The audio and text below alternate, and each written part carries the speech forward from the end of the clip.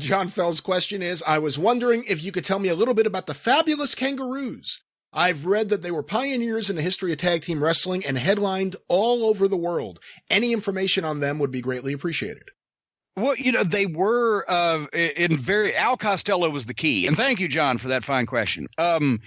They were at one point for a period of like 20 years, whatever, a main event team in a variety of territories. And everybody thinks, well, I won't say everybody, but more modern fans think, well, that must be where they came up with Australian tag team match, right? Actually, the Australian tag team match term was introduced in wrestling in like the 40s. You've seen it that far back, right?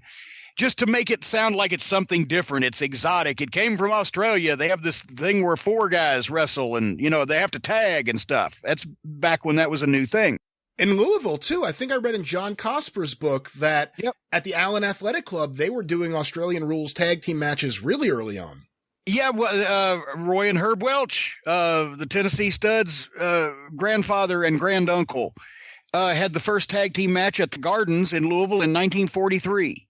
And they would bill it Australian rules. And it's at the point is when in the 50s, when the Kangaroos came along, it played on the idea that that's where tag team wrestling originated. And Al Costello, and at the time he was a young, he was always in shape. He was a conditioning freak. But Al Costello was an old shooter, hooker, stretcher technician in the great, tradition of all the guys from Wigan and et cetera. I mean, he could get by with it. He wasn't Billy Robinson. You know what I'm saying? And his first partner was Roy Heffernan. And then they main evented Madison Square Garden. They went to all the big territories in the late 50s, early 60s as the fabulous Kangaroos, because if they're the best tag team from where tag team wrestling originated, they must be the best in the world, right? And they were a wrestling heel team where they could out-wrestle the baby faces, but also if they got in trouble, then they'd cheat and et cetera, or they'd double team and the quick tags.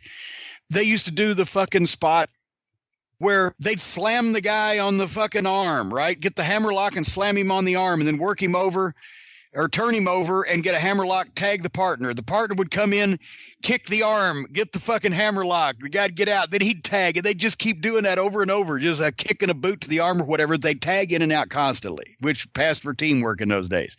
But they did some cool shit, too. They invented the boomerang, which was hook the guy's fucking legs and fall backwards. And when he comes up straight, you backdrop him or you do whatever the fuck to him. The boomerang, you throw him over the top rope that way. That was from the Kangaroos. And then when Heffernan quit and I think maybe, left the country and went back home, who was next? Don I wish Kent. Well, Don Kent may not have been next. I think it was Tony St. Clair in Michigan. For a little while, then Don Kent, it was a Ray. Shit, that was Puerto Rico. Anyway, Costello ended up, Don Kent was the next best known, and they worked all the Southern territories in the early 70s. But it was Ray St. Clair. Ray St. Clair was his partner in Michigan for a while. Al Snow and Denny Cass were the new Kangaroos at one time because Al Snow was trained by Al Costello. Because Al's career, he started wrestling in the 40s. I remember hearing that he was in the Marine service or the Navy or something was he Australian or was he New Zealand or whatever the fuck? Anyway, he wrestled from like the late fucking 40s, and I saw him as a manager here in Tennessee, and he'd still have matches in like 1978, 79.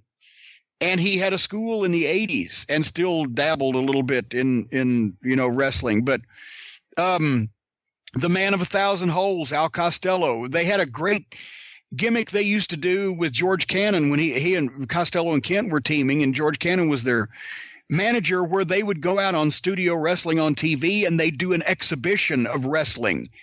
And Don would try to get a hold on him and Al would counter it and they'd wrestle. And obviously as tag team partners, they're not trying to hurt each other, but showing how fucking slick they were.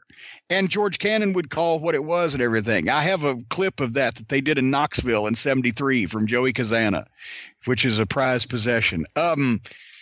So, yeah, I mean, they were identified with tag team wrestling, and Al Costello was the guy that really made it go around for years and years. probably 30 years from start to finish. So they drew a lot of fucking money over that period of time.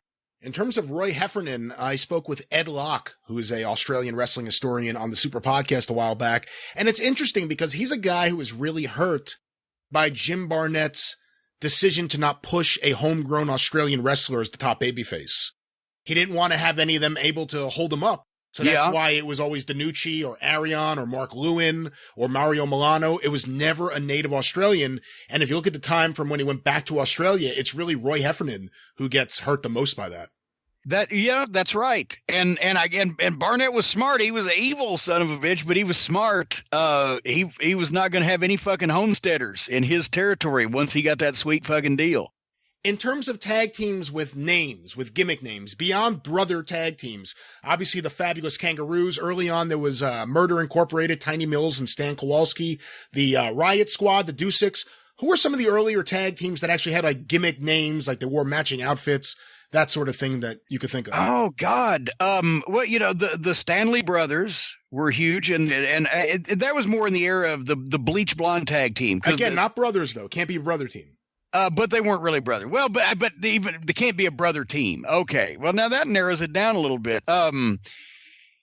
Godwell, once again, Lou Klein and Red Bastien weren't brothers, but they were brothers for the sake of the team. Goddamn, the brothers populated the scene. Who was a great gimmick tag team that weren't brothers in those days? I'm trying to think. First in Memphis, like a tag team with a name, like the Fabulous Ones in 1982 were the Fabulous Ones, but 10 years earlier they may have just been Stan and Steve. Well, no, but the reason because in 1957.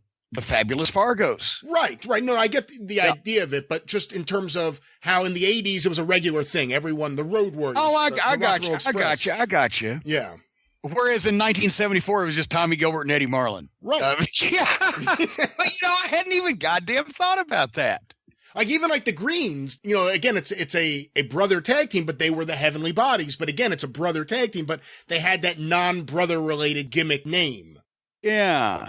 So the Fabulous Kangaroos are pretty early on that list. Well, there you go. Fuck, you've blown my mind, Brian. A boomerang to the brain of Jim Cornette. I have a wall chart of Al Costello demonstrating his 1,000 holes and a autographed paper Fabulous Kangaroos boomerang that they used to give out. I got the Wrestling Monthly, I think from like 72, that had the pull-out boomerang.